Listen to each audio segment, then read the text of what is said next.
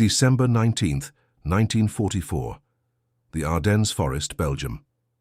A bitter wind swept through the frozen pines, carrying with it the acrid smell of cordite and the distant rumble of artillery that had become the constant heartbeat of this desperate winter campaign. Private First Class Marcus Jefferson crouched in a shallow foxhole, his breath crystallizing in the pre-dawn darkness, his fingers wrapped around a rifle that looked nothing like the standard-issue weapons carried by the men around him. The soldiers of the 92nd Infantry Division had been told this would be a quiet sector. They had been assured that the German forces were depleted, demoralized, and incapable of mounting any serious offensive. The officers had promised them hot meals and perhaps even a few days of rest before Christmas. They could not have been more wrong. Before we dive into this story, make sure to subscribe to the channel and tell me in the comments where you're watching from. It really helps support the channel. What would unfold over the next 4 days would transform Marcus Jefferson from an object of ridicule into a legend whispered about in foxholes across the European theater. His unconventional weapon, purchased from a catalog for $37.50, would prove more devastating than anyone could have imagined, and the men who had mocked him would come to understand that courage, skill and determination knew no boundaries of race, regulation, or expectation. Marcus Jefferson had grown up in rural Alabama, in a small community called Willow Creek that existed on maps but barely in the consciousness of the wider world. His father, Samuel Jefferson, had worked as a sharecropper on land that had been in the same white family's possession for generations. His mother, Della, took in washing and mending from the nearby town, walking 6 miles each way 3 times a week to collect and deliver the bundles of clothes that helped keep food on the table. From the age of 7, Marcus had accompanied his father into the fields, learning the backbreaking rhythm of planting, tending, and harvesting cotton. But it was his grandfather, Ezekiel Jefferson, who had shaped the boy's destiny in ways none of them could have anticipated. Ezekiel had been born into slavery in 1859 and had lived through the Civil War as a child. After emancipation, he had worked his way north to Chicago, where he had found employment in the stockyards. There he had saved every penny he could spare, and when he had accumulated enough, he had done something that would influence 3 generations of his family. He had purchased a rifle. It was a Winchester Model 1873, lever action, chambered in .44-40. Ezekiel had bought it used from a pawn shop for $12, and he had taught himself to shoot with a dedication that bordered on obsession. In the stockyards, where violence was common and a black man's life was valued less than the cattle he processed, that rifle represented security, dignity, and the fundamental right to self-defense.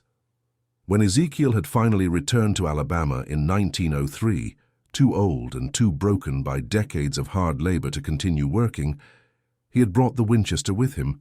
And when young Marcus had shown an interest in the weapon, Ezekiel had begun teaching his grandson everything he knew. They would go out into the woods before dawn on Sunday mornings, the only time Marcus was free from his duties in the fields and at school. Ezekiel would set up targets at increasing distances, and they would practice until their ammunition ran out. Ezekiel was a demanding teacher, insisting on proper breathing, steady hands, and above all, patience. "A bullet goes where you send it," Ezekiel would say, his voice carrying the weight of hard-earned wisdom. "You rush the shot, you miss. You think about missing, you miss. You think about hitting, you miss. You just breathe, aim, and let the rifle do what it was made to do." By the time Marcus was 12, he could put 5 rounds through a 2-inch circle at 100 yards. By 15, he was winning local shooting competitions, though he was rarely awarded the prizes, which mysteriously went to white competitors who had scored lower. By 18, when the United States entered the Second World War, Marcus Jefferson was one of the finest marksmen in the state of Alabama, though virtually no one outside of Willow Creek knew it. The draft notice arrived in March of 1943. Marcus reported to the induction center in Montgomery, where he underwent the standard battery of tests and examinations. When the evaluators asked about his skills and experience, Marcus mentioned his marksmanship. The sergeant conducting the interview had looked at him with an expression that mixed amusement with contempt. "Son," the sergeant had said, leaning back in his chair, "the Army's got plenty of men who can shoot. What we need is men who can dig ditches, drive trucks, and load ships. You understand what I'm saying?" Marcus had understood perfectly. The army did not want black soldiers in combat roles if it could help it. The prevailing belief among many military leaders was that black men lacked the courage, intelligence, and discipline required for frontline duty. They were to be used for labor, logistics, and support, while white soldiers did the real fighting. Marcus was assigned to a quartermaster unit at Fort Benning, Georgia, where he spent the next 8 months loading and unloading supplies, maintaining vehicles, and performing whatever manual labor was required. He did his work without complaint, but every evening he would find a quiet spot on the base and practice his breathing exercises, his trigger discipline, his mental focus. He knew that eventually things would change. They had to. The change came in late 1943, when the mounting casualties in the European theater forced the army to reconsider its policies regarding black combat troops. The 92nd Infantry Division, one of only 2 black divisions in the army, was activated for deployment to Italy and later to France. Marcus applied for transfer immediately. His application was denied twice before being approved, and when he finally arrived at the division's training camp in Arizona, he found himself among men who shared his determination to prove themselves in combat.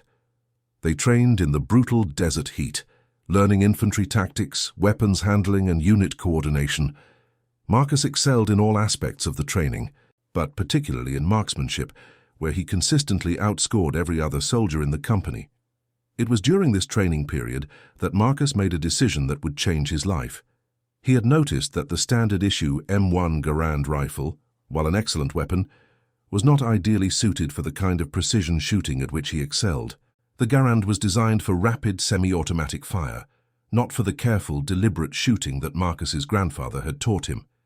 He wanted something different. He spent 3 weeks researching options, writing letters to gunsmiths, and reading every firearms catalog he could find in the base library. Finally, he settled on a weapon that seemed perfect. A Winchester Model 70 bolt-action rifle chambered in .30-06, the same caliber as the Garand but designed for precision accuracy rather than rapid fire. The rifle was available through the Sears Roebuck catalog for $37.50 plus shipping.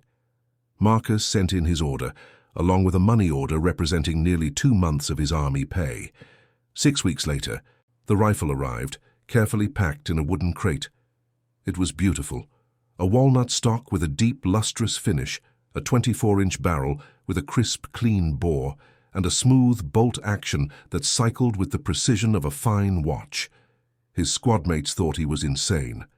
"Jefferson, what in the world are you going to do with that hunting rifle?" asked Private Leonard Coleman, a broad-shouldered man from Chicago who had appointed himself the squad's unofficial voice of reason. "This ain't no deer hunt. We're going to shoot at people who shoot back." "A rifle's a rifle," Marcus replied, running a cleaning patch through the barrel. "This one just happens to shoot straighter than anything the Army's going to give me." "Man's got a point," said Corporal William Turner, the squad's assistant leader, though his tone suggested he thought the point was absurd. "If we were going squirrel hunting, but we're going to a conflict zone. You need firepower, not accuracy. You need to put a lot of rounds downrange fast." Marcus had simply smiled and continued cleaning his rifle. He knew that most combat situations did favor the Garand's rapid fire capability. But he also knew that there were moments in conflict when one perfect shot was worth more than 100 hurried ones. He intended to be ready for those moments. The 92nd Division shipped out in September of 1944, arriving in Naples, Italy, before being transferred to the fighting in southern France and eventually to Belgium as the Allied forces pushed toward Germany. By December, the division was deployed along a quiet sector of the front in the Ardennes Forest, a region of dense woodlands and rolling hills that military planners considered too difficult for major operations. The men dug in and settled into the routine of frontline duty, patrols, watches, and endless waiting, punctuated by occasional artillery exchanges with German positions across the valley. The winter was brutal, with temperatures dropping well below freezing and snow falling almost continuously. Frostbite and trench foot became as much of a threat as enemy fire. Through it all, Marcus kept his Winchester clean and oiled, wrapped in a piece of canvas to protect it from the moisture. His squadmates had long since stopped teasing him about it directly, but he still caught the sidelong glances, the rolled eyes, the whispered comments. Mail-order marksman, they called him when they thought he could not hear. Catalogue killer. They did not believe that his rifle or his skills would ever amount to anything in actual combat. Then came the morning of December 16th. The German offensive that would become known as the Ardennes counteroffensive began before dawn, with a massive artillery barrage that lit up the horizon like a continuous lightning storm. The shells came screaming in from positions that intelligence had assured them were unoccupied, exploding among the American lines with devastating effect. Trees shattered, foxholes collapsed, and men who had been sleeping moments before found themselves fighting for their lives. Marcus was on watch when the barrage began. He threw himself into his foxhole as the first shells hit, pressing his body against the frozen earth and covering his head with his arms. The ground heaved and shook beneath him, and the air filled with the acrid smell of explosives and the screams of wounded men. It seemed to go on forever. When the barrage finally lifted, the forest was unrecognizable. Trees that had stood for a century were reduced to shattered stumps. Foxholes had become craters. And through the smoke and confusion, Marcus could see shapes moving in the pre-dawn darkness. German infantry advancing in force. The next few hours were chaos. The American lines buckled under the weight of the assault. Units that had been holding defensive positions found themselves surrounded and cut off. Communications broke down. Officers were lost. Men fought in small groups or alone, each one making decisions that meant life or death without any guidance from above. Marcus found himself with a handful of men from his company, taking cover in a bombed-out farmhouse on the outskirts of a village called Rocherath. There were 7 of them: Marcus, Corporal Turner, Private Coleman, and 4 others whose names Marcus barely knew. They had ammunition, but not much. They had no radio, and they had no idea where the rest of their unit was or when help might arrive. What they did know was that they were directly in the path of the German advance. "We need to fall back," Coleman said, his voice tight with barely controlled fear. "Find the main line. Link up with whoever's left." "Fall back to where?" Turner demanded. "We don't know where the line is. We don't know where anyone is. We move out there. We're just as likely to walk into an enemy patrol as find friendly forces. So we just sit here and wait to be overrun?" "We hold this position," Marcus said quietly. Both men turned to look at him. "We've got good cover, good fields of fire. We hold here, slow them down as much as we can and wait for the situation to clarify." "Slow them down?" Coleman's voice rose in disbelief. "There's 7 of us. There's probably a whole battalion of them out there." "Then we make each shot count." Marcus moved to a window on the 2nd floor of the farmhouse, looking out over the snow-covered fields that stretched toward the forest. The morning light was growing stronger now, and he could see the German forces more clearly. Infantry moving in small groups, using the terrain for cover, advancing methodically toward the village. And among them he could see something else: men with scoped rifles, moving to elevated positions, scanning the American lines for targets. German marksmen. The German military during the conflict had developed sophisticated counter-shooting tactics, and their skilled riflemen were among the most feared elements of their fighting force. They were patient, disciplined, and deadly accurate, and they had been deployed extensively in the Ardennes to disrupt American command and control by targeting officers, radio operators, and anyone who seemed to be giving orders. Marcus understood immediately what he was seeing. The German marksmen were setting up to cover the infantry advance. Once they were in position, any American soldier who showed himself would be eliminated with clinical precision. The only chance the defenders had was to eliminate the marksman first. He unwrapped his Winchester and checked the action, working the bolt to ensure it moved smoothly despite the cold. He loaded 5 rounds into the internal magazine and chambered the first one. Then he settled into position at the window, resting the rifle on a piece of broken timber to steady his aim. Corporal Turner appeared at his shoulder. "What are you doing?" "I see at least 3 of their marksmen setting up in the tree line," Marcus said, his voice calm and focused. "Maybe more. If we don't take them out, they're going to pick us apart before their infantry even gets here." "You can see them?" Turner squinted out the window, trying to identify what Marcus had spotted. "I don't see anything. Northwest corner of the forest, in that big oak with the split trunk. There's a platform probably used for hunting before the conflict. One of them is setting up there. Another one is in the barn on the left side of the road, second-story window. And the third is... Marcus paused, scanning the terrain. Working his way along that stone wall toward the church, he's going for the bell tower. Turner stared at him. You can see all that? I can see enough. Turner was silent for a long moment. Then he nodded slowly. All right, Jefferson. Do what you can. But the moment that infantry gets close, you drop that fancy rifle and pick up something with a little more firepower. Marcus did not reply.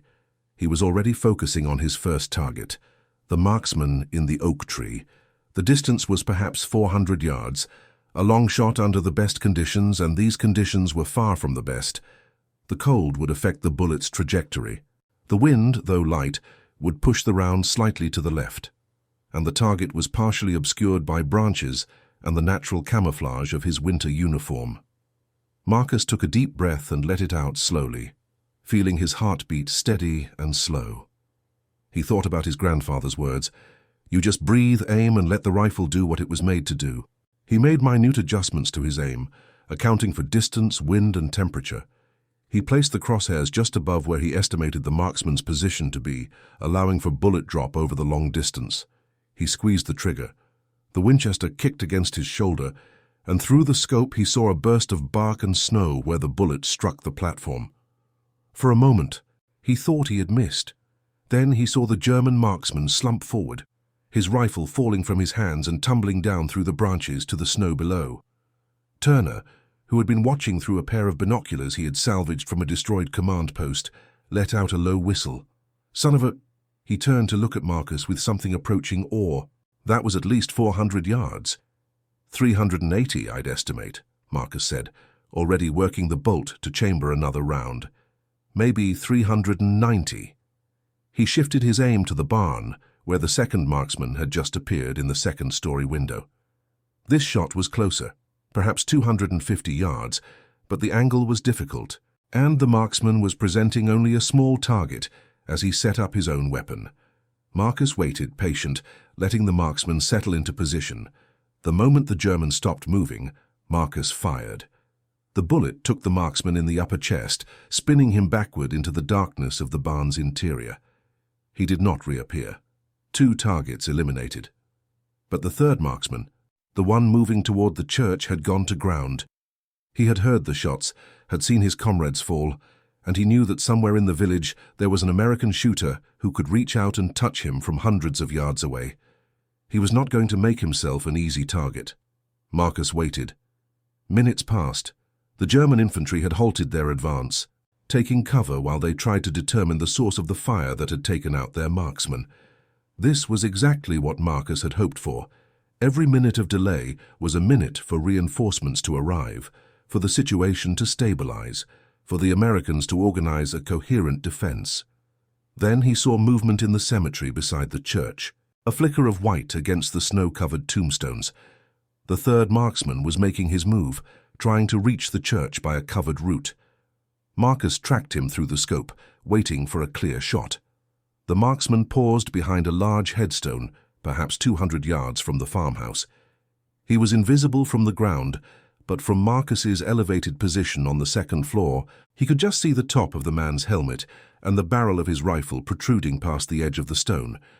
It was not much of a target, a few square inches at best, with a solid piece of granite, providing cover for everything else.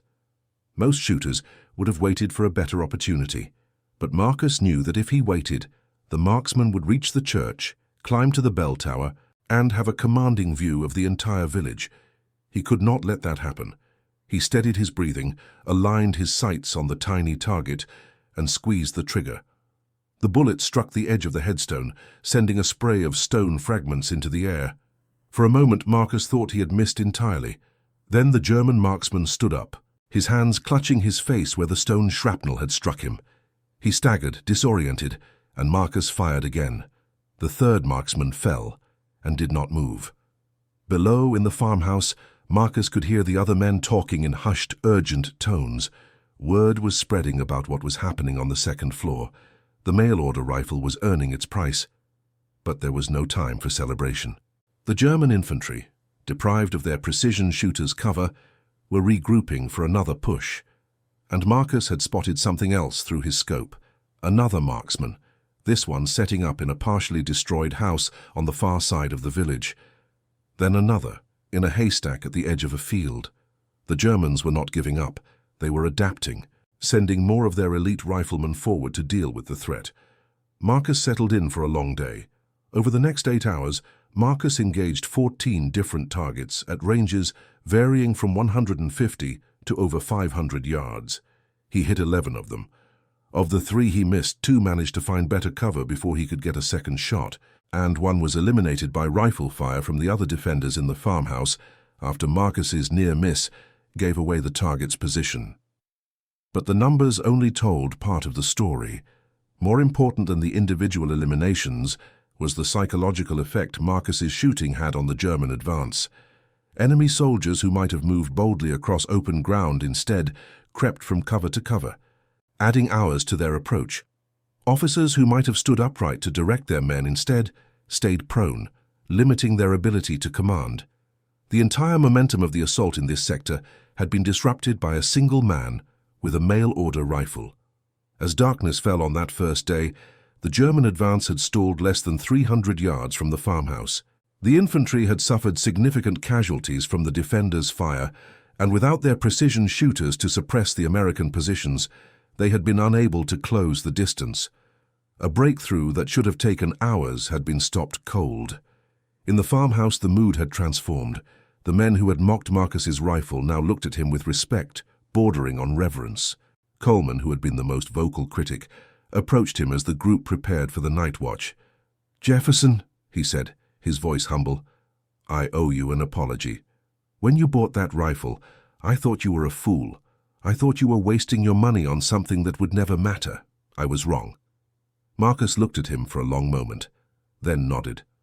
"We're all here to do a job. Coleman, I just found the tool that lets me do mine best." "Well, whatever tool you're using, keep using it. I think you're the only reason we're still alive." The night passed tensely, but without major incident. The Germans sent patrols probing for weak points in the American defense, but each time they approached the farmhouse, accurate fire drove them back. Marcus managed a few hours of sleep, his Winchester wrapped in its canvas at his side. The second day dawned grey and cold, with heavy snow falling from a leaden sky. Visibility was reduced to a few hundred yards, which meant close quarters fighting if the Germans chose to advance. Marcus knew that in those conditions, his rifle's long-range accuracy would be less valuable. But the Germans had learned from the previous day's experience. Instead of a massed infantry assault, they began the morning with a different approach. They brought up more marksmen. Through breaks in the snowfall, Marcus counted at least 6 new positions being established around the farmhouse. The Germans had clearly identified him as a priority target and were determined to eliminate him before pushing their infantry forward. It was a sound tactical decision. It also meant that Marcus was facing some of the most skilled shooters in the German military, men who had trained for years and had dozens of confirmed eliminations to their credit. The duel began just after dawn. The first shot came from the church bell tower, which the Germans had apparently occupied during the night. The bullet cracked past Marcus's window, close enough that he felt the wind of its passage. He pulled back, heart pounding, and considered his options. The marksman in the tower had a commanding position with excellent fields of fire. He could cover almost the entire village from up there, and the stone walls of the tower provided near impenetrable protection. Taking him out would require either an impossibly lucky shot or a very different approach. Marcus decided on the different approach. He moved to the back of the farmhouse, where a small window looked out over the rear yard. From there he could see the back of the church and, more importantly, he could see the base of the bell tower. The tower had no rear windows, which meant the marksman inside could only see and engage targets to the front and sides. The rear was his blind spot. "I need a distraction," Marcus told Turner. "Someone to draw his attention to the front of the church while I work around to get an angle on him." Turner nodded grimly. "I'll do it." "What do you need?" "Just show yourself at the front window for a second. Duck back before he can get a bead on you. Do it 3 or 4 times. I need him focused on you, not watching for threats from other directions. Anne, what are you going to do? I'm going to go outside. Turner stared at him. Outside? Jefferson, there are half a dozen marksmen out there trying to get you in their sights. You go outside, you're going to get eliminated before you take 10 steps. Not if they're all watching the farmhouse. Marcus was already checking his rifle, making sure the action was clean and the scope was secure. They know I'm in here. They saw me shooting from that window yesterday. They're focused on this building. They won't expect me to come out, because it's insane to come out, which is exactly why it'll work. Marcus did not give Turner time to argue further. He slipped out the back door into the snow-covered yard, immediately pressing himself against the wall of the farmhouse to minimize his silhouette. The snow was falling heavily now, reducing visibility to less than 200 yards. That was both good and bad. Good because it meant the distant marksman would have trouble seeing him. Bad because it meant he would have trouble seeing them. He moved quickly but carefully, using the terrain for cover. A stone wall here, a collapsed shed there, a drainage ditch filled with snow. He was working his way around to the east side of the church, where he calculated he would have a clear line of sight into the bell tower. Behind him, he heard Turner's voice raised in a shout, followed by the crack of a rifle from the tower. The distraction was working. The marksman was focused on the farmhouse, on the targets he expected to see. Marcus reached the position he wanted. Found a shallow depression in the ground about 200 yards from the church, partially concealed by a fallen tree. He settled into a prone position, rested his rifle on the log, and looked through his scope at the bell tower. He could see the marksman now, a dark shape against the greystone, leaning out slightly to get a better angle on the farmhouse windows. The man was exposed for only a moment, but a moment was all Marcus needed. The shot echoed across the village, and the marksman in the bell tower slumped forward over the parapet. For a second, he hung there, suspended. Then he fell, tumbling down through the cold morning air to land in the snow-covered cemetery below. 4. But Marcus had no time to appreciate his success. The moment he fired, his own position was revealed, and the other German marksman began scanning for him. A bullet cracked into the fallen tree, sending splinters flying. Another kicked up snow a few inches from his head. He rolled sideways, seeking better cover, and found himself sliding down into the drainage ditch. He lay there for a moment, breathing hard, his heart racing. The ditch provided good concealment, but limited his ability to engage targets. He needed to move to find a new position before the German marksman pinpointed his location.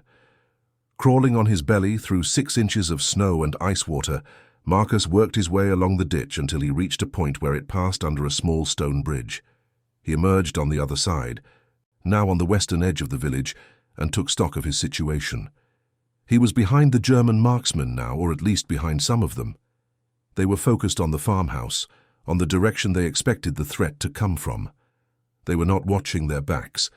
Marcus found a position in the ruins of a bombed-out cottage, wedging himself between 2 collapsed walls that gave him both cover and a stable shooting platform. From there he could see 2 of the German marksman positions, one in a haystack about 150 yards away, another in the second story of a partially destroyed house, perhaps 200 yards beyond that. He took his time, letting his breathing settle, letting the adrenaline of his escape fade. Then he began to shoot. The marksman in the haystack fell first, his body rolling out of his concealed position and lying still on the frozen ground. 5. The marksman in the house was warier, pulling back from the window after his comrade fell. But Marcus was patient. He waited, his scope fixed on the window, his finger resting lightly on the trigger. Minutes passed. The snow continued to fall. And finally the marksman made a mistake. He leaned out just a few inches too far, trying to get a better view of where the shot had come from. 6. By midday, on that second day, Marcus had eliminated 6 German marksmen, while constantly moving to avoid being eliminated himself. He was cold, wet, and exhausted, but he was alive. And more importantly, the German advance in this sector remained stalled. The other defenders in the farmhouse had not been idle either. Turner had organized them into an effective defensive unit, using overlapping fields of fire to cover all approaches to the building. They had repulsed 3 infantry probes, inflicting significant casualties each time. The Germans were paying dearly for every yard of ground, but the situation was becoming critical. Ammunition was running low, the men were exhausted, and there was still no sign of reinforcement or relief. If the Germans mounted a serious assault, the defenders would not be able to hold out for long. As if in answer to this concern, the afternoon brought a change in German tactics. The artillery, which had been relatively quiet since the initial barrage, began firing again. Shells started falling on the village, systematically destroying buildings and collapsing defensive positions. The farmhouse took a direct hit that brought down part of the second floor, forcing the defenders to relocate to the ground level. Marcus, still in his position in the ruined cottage, watched as the bombardment intensified. He knew what it meant. The Germans were preparing for a final push. They would soften up the American positions with artillery, then send in their infantry in overwhelming numbers. Without reinforcements, the defenders would be overrun.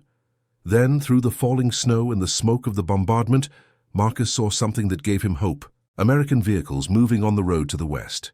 Reinforcements were coming, but the Germans saw them too, and Marcus watched as 2 more marksmen moved into position, setting up to cover the road where the American column would have to pass. If they were not stopped, they would be able to engage the vehicles and their occupants with devastating effect, potentially turning the reinforcement into a disaster. Marcus knew what he had to do. He left his position in the ruined cottage and began working his way toward the road, moving as quickly as he dared while still using the terrain for cover. The German marksman was setting up about 300 yards away in a stone barn that overlooked the road. He would have to get closer to get a clean shot. The journey took nearly 30 minutes, a hellish crawl through snow and mud under periodic artillery fire. Twice, Marcus had to freeze in place as German patrols passed within yards of his position. Once, a shell landed so close that the concussion left him dazed and bleeding from the ears. But he kept moving, driven by the knowledge that the lives of the men in the approaching column depended on him. He finally reached a position he judged suitable, a shell crater about 200 yards from the barn, with a clear line of sight to the upper windows where the marksmen were setting up. He settled into the frozen mud, raised his rifle, and looked through his scope. He could see both marksmen clearly now. They were professionals, working with calm efficiency, setting up their weapons and ranging their scopes on the road where the American vehicles would appear. They had perhaps 5 minutes before the column came into view. Marcus had to take them both out before that happened. He fired at the first marksman, hitting him in the shoulder and spinning him away from the window. Before he could chamber another round, the second marksman had located his position and returned fire, the bullet cracking past Marcus's head close enough to make him flinch. Marcus rolled to the side, changing his position within the crater, and came up shooting. His second shot missed, striking the window frame. The German marksman ducked back, but only for a moment. He reappeared at a different window, his rifle already aimed at Marcus's crater. They fired at almost the same moment. Marcus felt a hammer blow to his left arm, and his rifle nearly slipped from his suddenly numb fingers. He had been hit, but through his scope he could see that his own shot had found its mark. The German marksman was slumped over the windowsill, unmoving. 7 and 8. The first marksman, wounded in the shoulder, was trying to get back to his weapon with his one good arm. Marcus, fighting through the pain in his own arm, chambered another round and fired. The shot was not his best work, but it was good enough. The marksman fell back and did not rise again. 9. Marcus lay in the crater, clutching his wounded arm and trying to control his breathing. The bullet had gone through the flesh of his bicep, missing the bone but causing significant bleeding. He needed medical attention soon, but there was no time for that now. The American column was approaching. He could hear the engines of the vehicles, see the dark shapes emerging from the snow.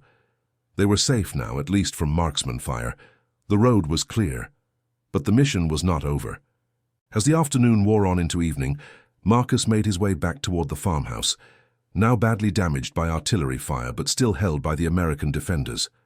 His arm was wrapped in a makeshift bandage torn from his shirt. The bleeding slowed, but not stopped.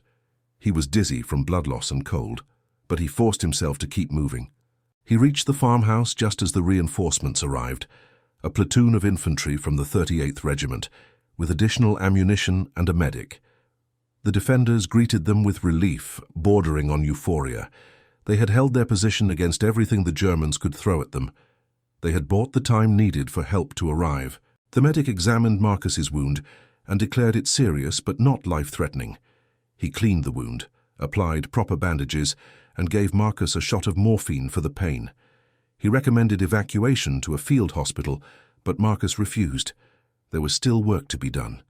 The night brought a lull in the fighting as both sides regrouped. The German offensive had achieved significant gains in other sectors, but here at Rockerath the line had held. The defenders had paid a price, but they had done their job. Marcus sat in a corner of the farmhouse, his rifle across his knees, and tried to rest. The morphine dulled the pain in his arm but made it hard to focus.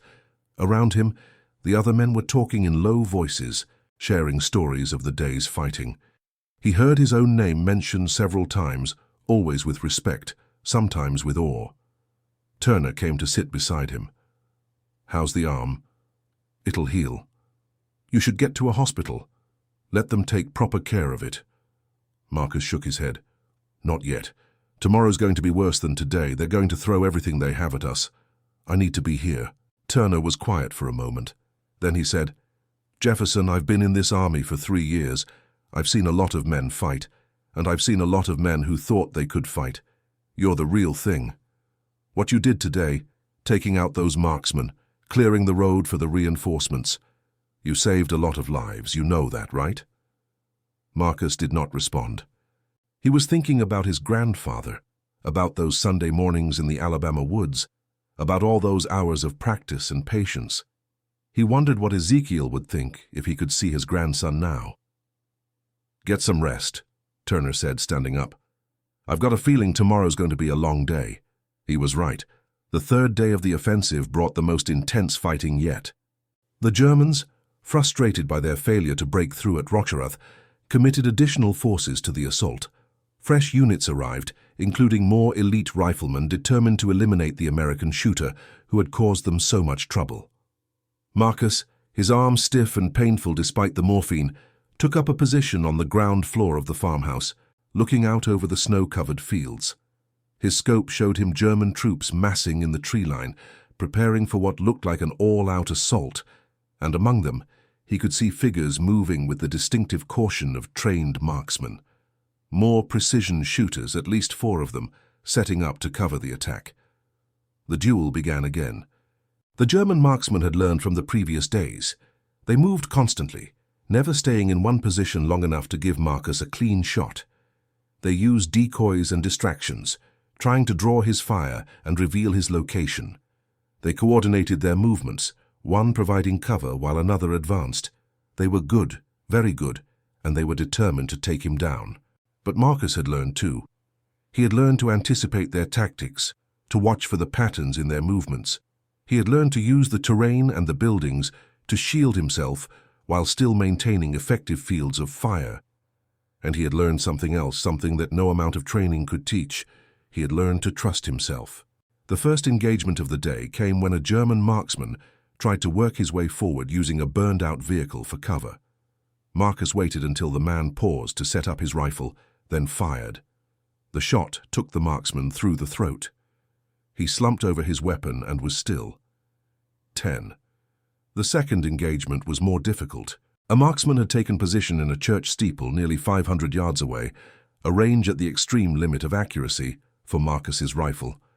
The man was well concealed, showing only a tiny portion of his head and rifle barrel through a window in the steeple. Marcus considered his options. At that range, even a slight error in aim or a minor variation in wind could send his bullet wide. But if he did not take the shot, the marksman would begin engaging American troops with impunity. He decided to take the shot. He adjusted his scope for the extreme range, calculating bullet drop, wind drift, and the effects of the cold air on his ammunition. He controlled his breathing, letting his heart rate slow to a steady rhythm. He aligned his sights on the tiny target in the steeple window. He squeezed the trigger. The bullet flew true for nearly half a mile, riding the cold air across the village. It struck the German marksman squarely in the forehead, and the man collapsed backward out of sight. 11. It was the longest confirmed shot of the battle, and perhaps one of the longest of the entire conflict. The men in the farmhouse, who had been watching through binoculars, erupted in cheers. Even Turner, normally reserved, was grinning from ear to ear. "Jefferson," he said, shaking his head in disbelief. "That was impossible. You know that, right? What you just did was impossible." Marcus was already scanning for other targets. "Tell that to the man I hit." The German assault came an hour later. Waves of infantry advancing across the open ground toward the American positions. It was brutal, close-quarters fighting, with the defenders using every weapon at their disposal to repel the attack. Marcus switched from his Winchester to a Garand, trading precision for volume of fire, and added his rifle to the wall of bullets that met the German advance. The first wave was driven back. The second wave made it closer before being stopped. The third wave nearly reached the farmhouse before breaking against the determined resistance of the defenders. By midday, the ground in front of the American positions was covered with fallen German soldiers, and the attack had stalled. But the victory came at a cost. Turner was hit by a rifle bullet during the second wave and had to be evacuated to the rear. 3 other defenders fell during the third wave.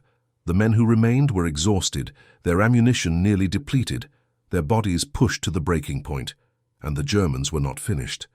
The afternoon brought another artillery barrage, even heavier than before. The farmhouse, already badly damaged, took multiple direct hits that brought down most of what remained of the structure. The defenders had to abandon the building and take cover in a nearby cellar, their defensive position reduced to rubble. Marcus, his arms screaming with pain every time he moved, refused to go to the cellar. He found a position in the ruins of the farmhouse, a small space between 2 fallen beams, where he could still see the approaches to the village. His Winchester was back in his hands. He was going to fight to the last. But the expected German assault did not come. As evening fell, the enemy forces began to pull back. The offensive was not achieving its objectives. The American line was bending but not breaking. And in other sectors, Allied reinforcements were arriving in strength, threatening to cut off the German advance. The fourth day dawned with an eerie quiet. The German forces had withdrawn during the night, leaving behind their equipment and their fallen. The offensive in this sector was over. Marcus sat in the ruins of the farmhouse, looking out over a landscape transformed by 4 days of combat. The snow was churned and blackened, the trees shattered, the buildings reduced to rubble.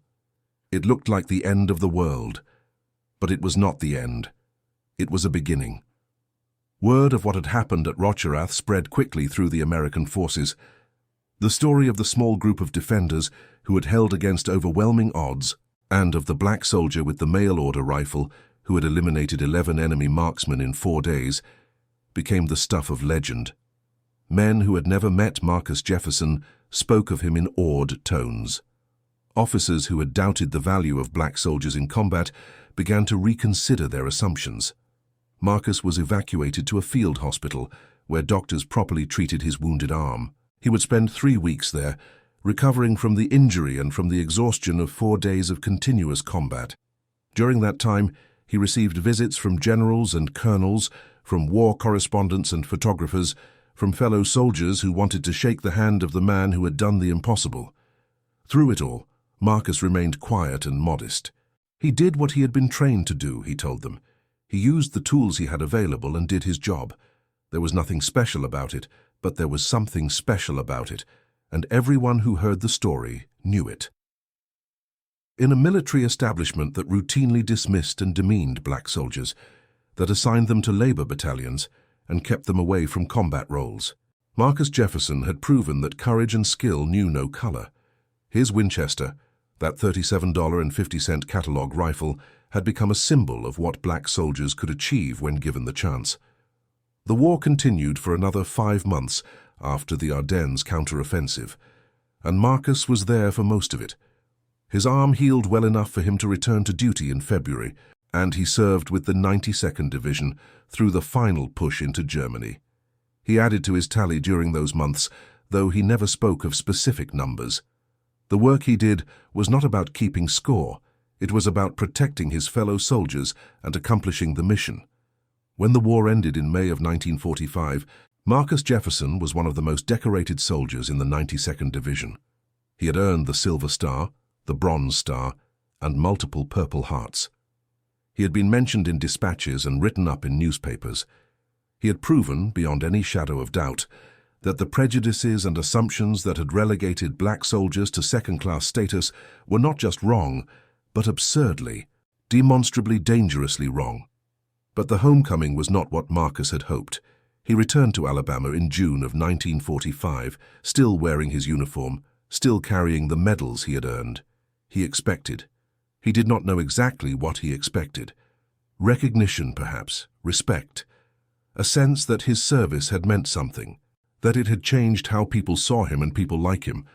What he found was the same Alabama he had left, the same segregated buses and restaurants, the same whites-only signs on water fountains and restrooms, the same suspicious looks from white people who saw a black man in uniform as a threat rather than a hero. The first incident happened on his second day home. He was walking down the main street of the town nearest to Willow Creek, still in his uniform, when a white man bumped into him deliberately and then accused him of assault. A crowd gathered. Voices were raised.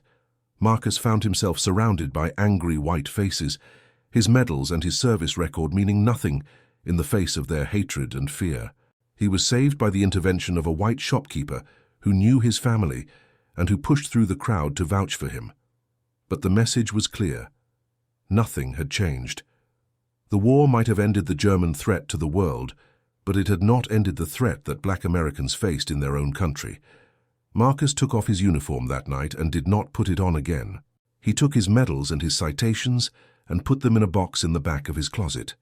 He took his Winchester, the rifle that had saved so many lives and had proven so much, and he hung it on the wall above his bed. And he tried to figure out what his life was going to be now that the war was over. The years that followed were difficult. Marcus worked a series of jobs, none of them worthy of his abilities or his record. Farmhand, factory worker, janitor. He was passed over for promotions that went to white men with less skill and less experience. He was denied loans to start his own business. He was refused service at restaurants and hotels. He was, in every way that mattered, treated as a second-class citizen in the country he had risked his life to defend. But Marcus did not give up. He could not give up. He had looked through his scope at men trying to eliminate him, and he had not flinched. He was not going to flinch now. He got involved in the civil rights movement that was beginning to stir in the South. He attended meetings and rallies. He registered black voters, often at great personal risk. He spoke to young people about the importance of education and persistence, and refusing to accept the limits that others tried to impose. He became, in his quiet way, a leader in the community, and he kept shooting. Every Sunday morning, just as he had done as a boy with his grandfather, Marcus would take his Winchester out into the woods and practice. He would set up targets and shoot until his ammunition ran out. He would work on his breathing, his trigger discipline, his mental focus. He would remember what Ezekiel had taught him: patience, precision, and the quiet confidence that came from knowing you could do what needed to be done. In 1956, Marcus entered a shooting competition in Birmingham. It was officially open to all races, though everyone knew that black competitors were not welcome. Marcus entered anyway. He shot against the best marksmen in the state, white men with expensive rifles and years of experience, and he beat them all. He won the competition by a margin so large that there could be no dispute, no claim of favoritism or error. The trophy was a small thing, a brass cup on a wooden base, but Marcus treasured it. He put it on the mantel in his small house next to a photograph of his grandfather, holding the Winchester he had bought all those years ago in Chicago. 2 generations, 2 trophies, 2 affirmations that skill and determination could triumph over prejudice and hate. But the real victory was not the trophy. The real victory was what happened afterward. The story of the competition spread through the black community and beyond. People started to ask about the man who had won, and when they learned about his war record, about the 11 marksmen and the 4 days at Rocherath, they wanted to know more. Newspapers wrote articles. Veterans groups invited him to speak. Schools asked him to talk to their students. Marcus, who had always been a private man, became something of a public figure. He did not seek the attention, but he accepted it because he understood that his story could inspire others. If a black sharecropper's son from Alabama could do what he had done, then what excuses did anyone else have? What limits should anyone else accept? As the civil rights movement grew in strength throughout the late 1950s and early 1960s, Marcus found himself increasingly in demand as a speaker and organizer. He marched in demonstrations. He sat in at segregated lunch counters. He helped organize boycotts of businesses that refused to serve black customers. And always, he kept his Winchester clean and oiled, a reminder of what he had been capable of and what he was still capable of if the need arose. The need almost arose in the summer of 1964.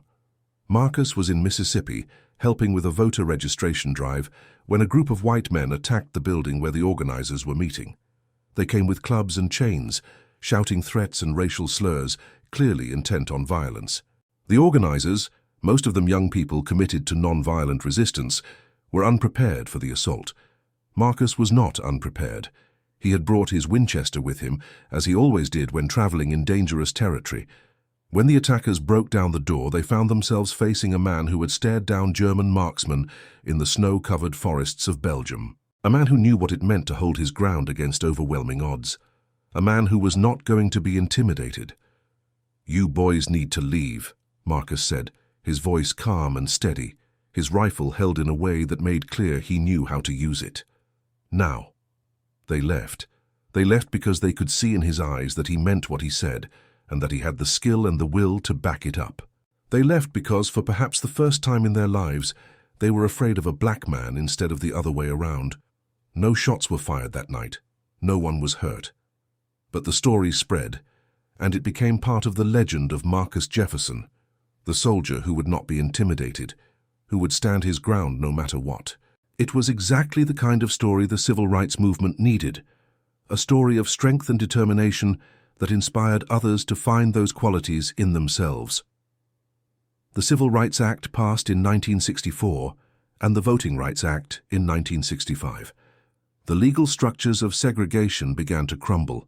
The world was changing, and Marcus had played his part in changing it.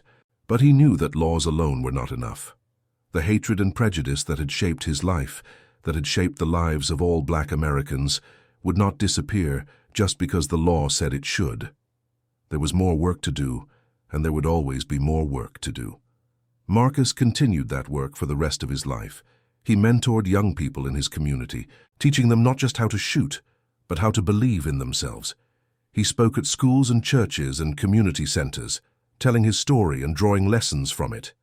He became a symbol of what black Americans could achieve when they refused to accept the limits others tried to impose.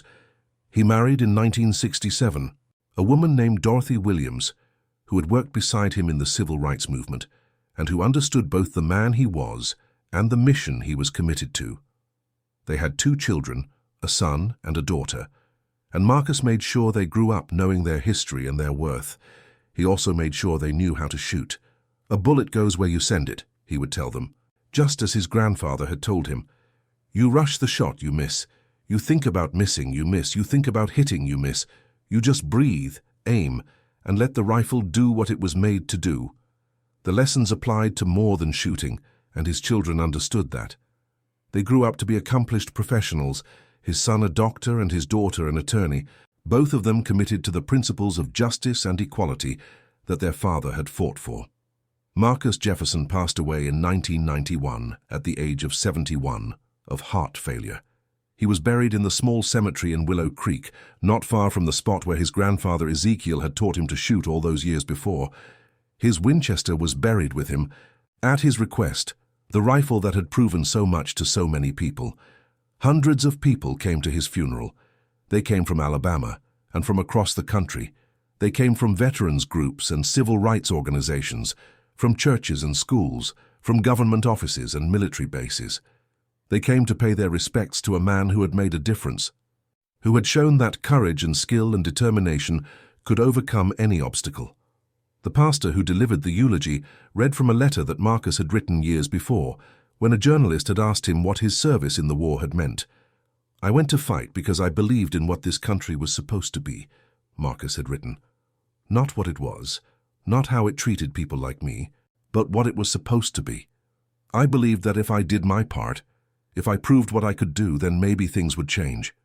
Maybe people would see that we were just as capable, just as brave, just as deserving of respect as anyone else. I know not everyone changed their minds. I know there's still a long way to go, but some people did change, and that matters. Every person who looks at what I did and thinks differently about black folks, that's a victory. Every young person who hears my story and believes they can do something great, that's a victory. Those victories add up, and eventually they'll add up to the country this was always supposed to be. The Winchester that Marcus used at Rockerath is now in a museum, displayed alongside his medals and his photographs, and the story of what he accomplished during those 4 days in December of 1944. Visitors come from around the world to see it, to hear the story of the mail-order rifle and the man who used it to change history. They learn about the 11 German marksmen who fell to his precision shooting, each one a skilled professional eliminated by a man they had been taught to regard as inferior. They learn about the countless lives he saved, the reinforcements he protected, the position he helped hold against overwhelming odds. They learn about the long struggle that followed the war, the civil rights movement, and the continuing fight for equality that Marcus dedicated his life to. And they learn about the rifle itself, that $37.50 Winchester Model 70 that looked so out of place among standard military weapons. They learn that it was not the rifle that won those battles, any more than it was the rifle that won the struggle for civil rights. It was the man holding it, the man who refused to accept the limits that others tried to impose. The man who knew what he was capable of and set out to prove it. That is the legacy of Marcus Jefferson, not the kills or the medals or the trophies, but the demonstration of what is possible when someone commits themselves fully to a goal and refuses to be deterred by prejudice, hatred, or doubt. He showed that excellence is the most powerful answer to bigotry.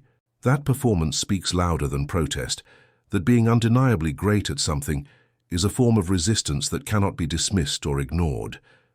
The men who mocked his mail-order rifle learned that lesson at Rockerath.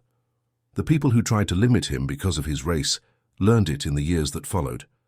And the young people he mentored carried that lesson forward into their own lives, becoming doctors and lawyers and teachers and leaders, each of them proving again what Marcus had proven, that there are no limits except the ones we accept.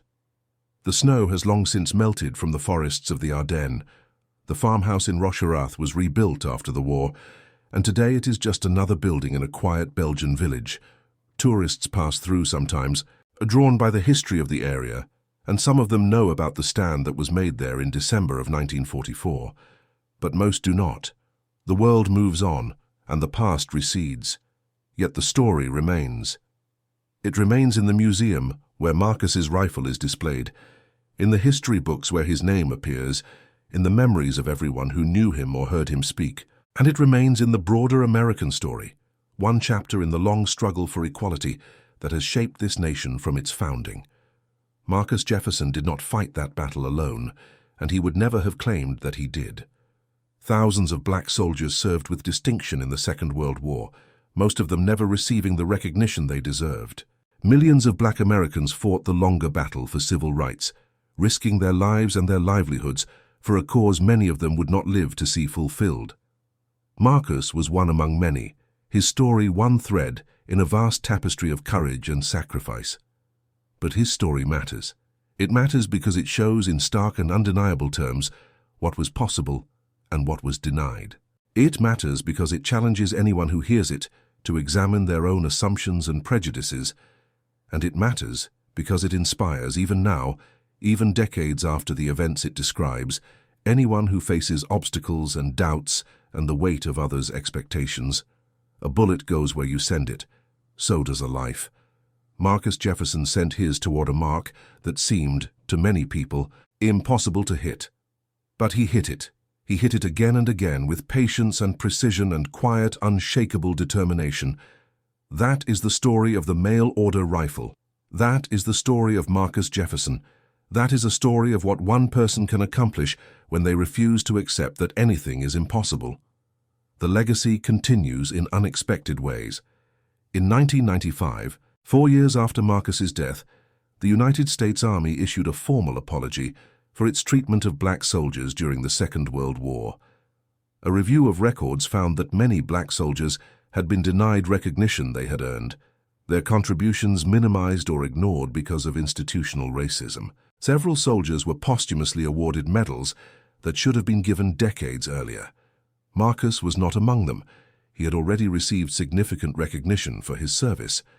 But his daughter, Patricia Jefferson Howard, was invited to the ceremony at the Pentagon, where she spoke about her father's legacy and the importance of acknowledging the full history of the war. "My father never sought recognition," she said. "He did what he did because it needed to be done, and because he was the one who could do it. But recognition matters, not for the individuals who receive it, but for the message it sends. When we recognize the contributions of black soldiers, we're saying that this country belongs to all of us, that its defense is the responsibility of all of us, and that its honors should be available to all of us. That's what my father believed, and that's what he fought for, both during the war and in all the years after." The ceremony was covered by national media, and Marcus's story reached a new generation of Americans. Books were written about him, documentaries were produced, and his name became widely known as an example of excellence in the face of prejudice. In 2003, the National Museum of African American History and Culture in Washington, D.C. began planning its collection, and Marcus Jefferson's Winchester was identified as one of the artifacts they wanted to include.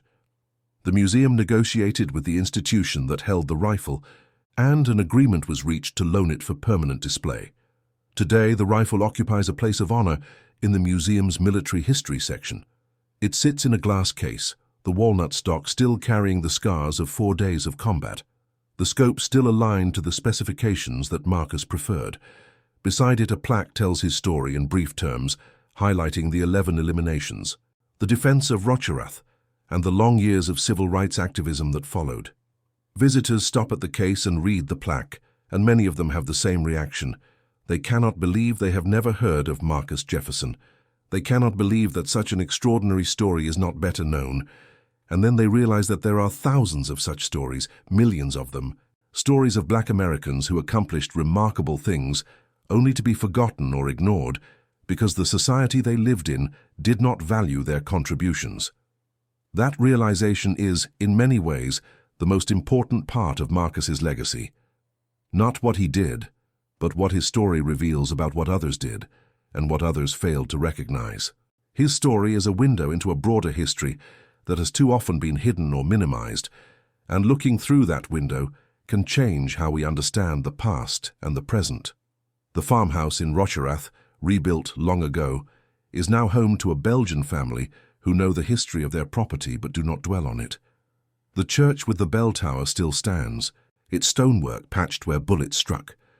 The cemetery where the German marksman fell contains graves that are tended by the community, enemies in war, but neighbors in death. Life goes on. It always does. But the stories remain, waiting to be told and retold, waiting to inspire and challenge and change minds. Marcus Jefferson's story is one of them, and as long as it is remembered, his bullets will continue to fly true. The young people who visit the museum and see his rifle often ask the same question. Could they have done what he did? Could they have held their ground against such odds, performed at such a level under such pressure, and then continued fighting for justice for the rest of their lives? The answer, of course, is that they will never know unless they try. Marcus did not know he could do what he did until he did it. He only knew that he was going to try, that he was going to use every skill he had and every ounce of determination he possessed, and that he was not going to stop until the job was done or he was no longer able to continue. That is what courage looks like. Not the absence of fear, but the commitment to act despite fear. Not the certainty of success, but the willingness to strive without that certainty. Not extraordinary ability, but the determination to develop ordinary ability to an extraordinary degree. Marcus Jefferson had that courage, and he proved it again and again throughout his life. At Rocherath, facing German marksmen in the frozen forest, in the segregated South, facing hatred and violence, and the seemingly immovable weight of history. In his community, facing the challenge of building a better future, one person at a time. He sent his bullets where they needed to go. He sent his life where it needed to go, and the marks he hit still matter today. So when you hear someone say that something is impossible, Remember Marcus Jefferson. Remember the mail-order rifle that could not compete with standard military weapons. Remember the black soldier, who could not be trusted in combat. Remember all the things he was told he could not do, and then remember what he did. That is the answer to doubt. That is the response to prejudice. That is the proof that the limits we accept are often not real limits at all, but only the boundaries of other people's imaginations. Breathe. Aim. Let the rifle do what it was made to do, and never let anyone tell you what is impossible. The winter of 1944 was one of the coldest in European history. The men who fought in the Ardennes endured temperatures that would have been challenging, even without the added stress of combat. Many suffered frostbite, hypothermia, and other cold-related injuries that would affect them for the rest of their lives.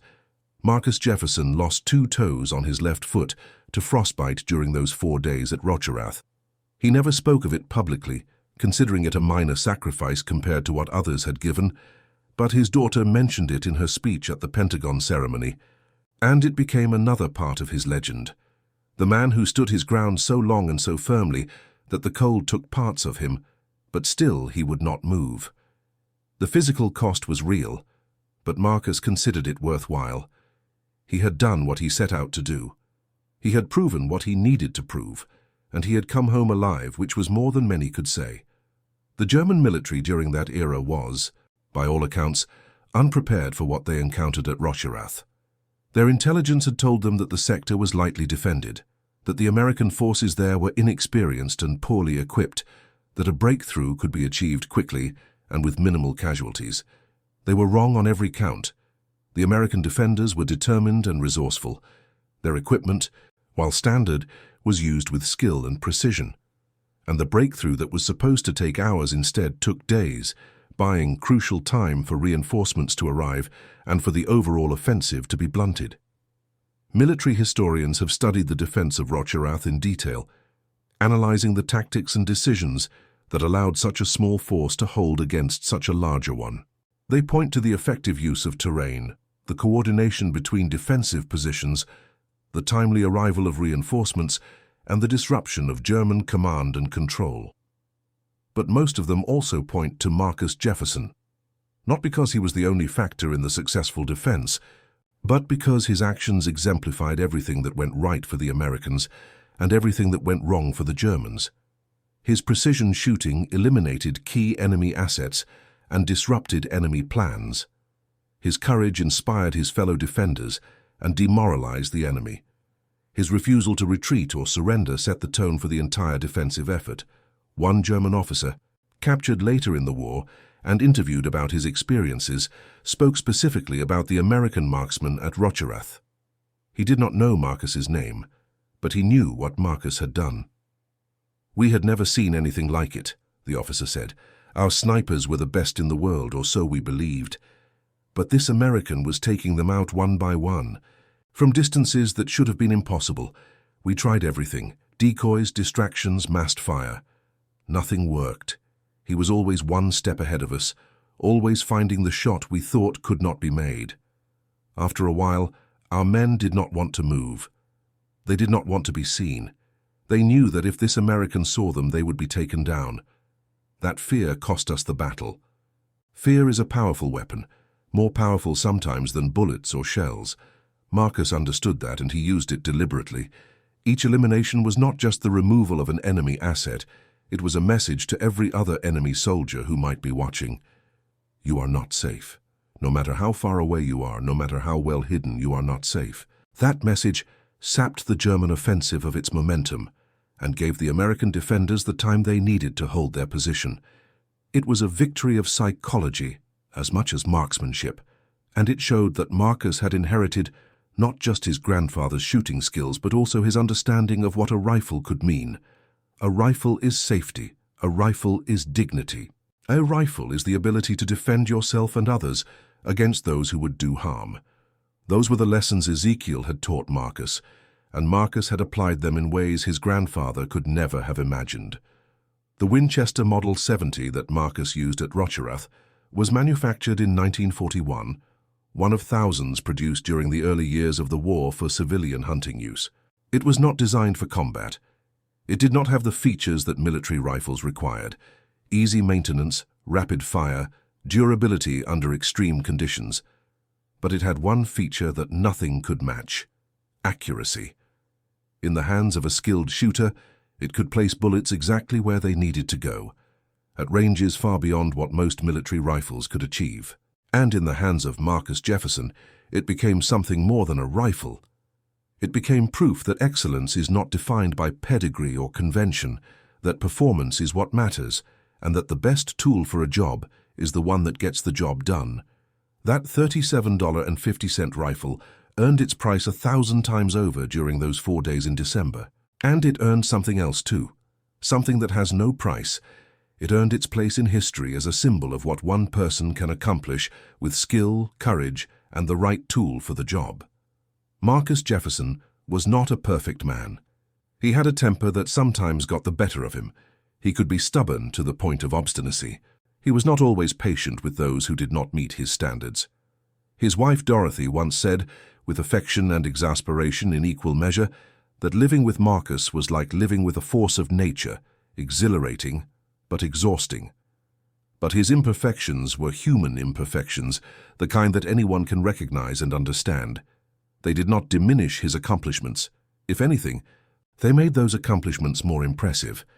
He achieved what he achieved not because he was some sort of superhuman figure, but because he was a regular man who refused to be defined by others' limitations.